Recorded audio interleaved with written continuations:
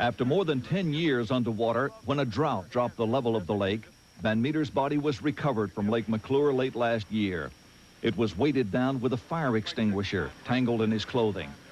2020 has obtained this amateur home video shot of the recovery as divers throw the skeletal remains to shore. Based on the evidence, that here was a case where people had walked away from evidence, walked away from statements, walked away from witnesses, it was not a professional investigation. It looked like a cover-up. The complaints of crime also include an allegation of rape by one of the sheriff's top deputies. They basically said it was up to me. I could file a complaint, and then they would have to investigate and arrest him, but he would be out of jail on bail, and it would just probably wouldn't do any good. She came to your office. That's correct. She said she had been handcuffed, she had been beaten, and she had been raped. No. And according to this woman, she said that Why don't you interview her? We will and have. No, you haven't. We have, and she says that she was told he'll be out on bail before you can get home. Absolutely a lie. You didn't interview her and you didn't talk to her because she would not complain. The woman says she didn't sign a formal complaint because she received a visit from Sergeant Rod Sinclair. She also says she got in a car with one of your top people, Deputy Sinclair, and he said if you don't get out of the county, we're going to lock you up as a mental case. Absolutely a lie. You go interview him. He still works for the department. We tried to discuss the case with Sinclair, but he declined. I understand what you folks do, and I appreciate the predicament you're in, okay? You're trying to draw a conclusion, okay? I've been advised by counsel not to speak other than what I've told you. In the court of Mariposa justice, the deputy was eventually fired for the rape complaint, but never charged or prosecuted. The victim, who passed 2 lie detector tests, fled town and would agree to be interviewed for this broadcast only in silhouette because she still fears the sheriff's department. Even after the boss hog was voted out, his legacy of law and order continued through his hand-picked deputies, including Sergeant Rod Sinclair. He was involved in a fatal traffic accident which infuriated federal lawmen who believed he should have been arrested for negligent homicide. It happened while the Queen of England was visiting Yosemite Park on a holiday. As the Queen's motorcade was making its way toward Mariposa, Deputy Sinclair was racing in from the opposite direction at a high rate of speed. Advance cars from the Secret Service were several miles ahead of the Queen's limousine. As he rounded a curve, Sinclair's car swerved across the center line and slammed head-on into the agent's car. 3 Secret Service agents were killed.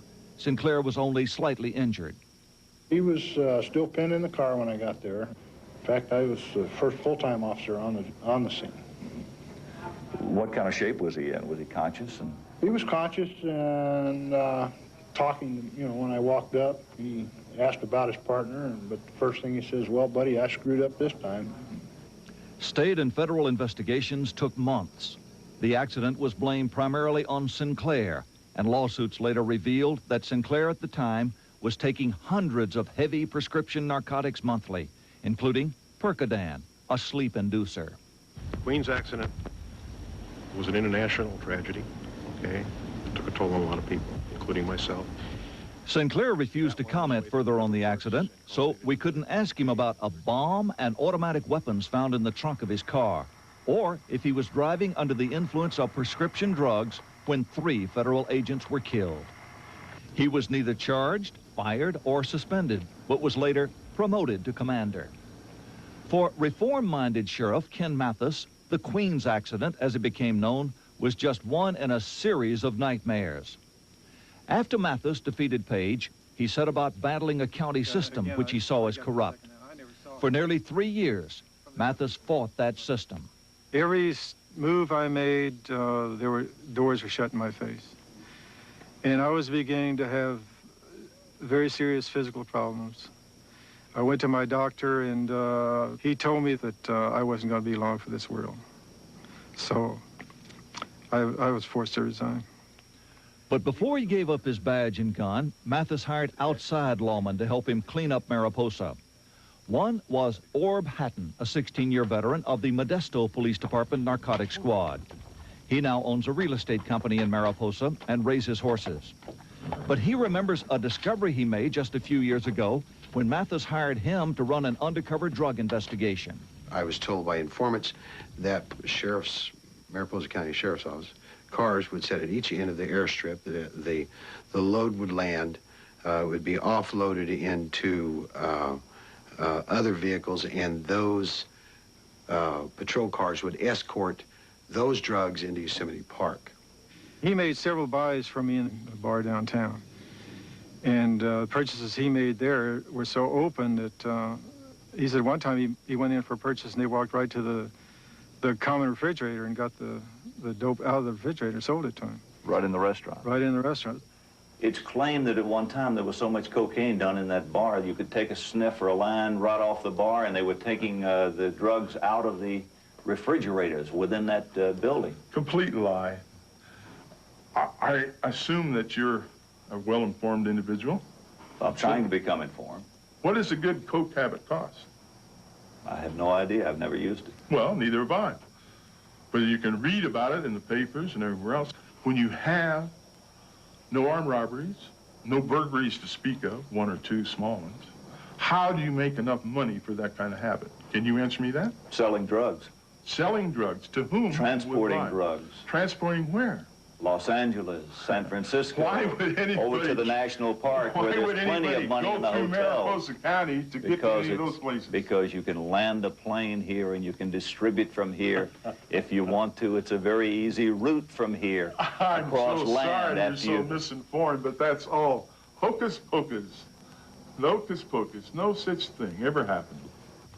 Grand juries, new sheriffs, undercover investigations. The people of Mariposa will tell you not much has changed. Mariposa has a new sheriff now, Roger Matlock. He's known Page for years and says they occasionally talk, but claims he's an independent crime fighter. But in these parts, there are plenty of people who are convinced that Paul Page sits on his front porch and rocks and still runs things. Rumors and innuendos get started, and they just go on and on and on. They just keep building.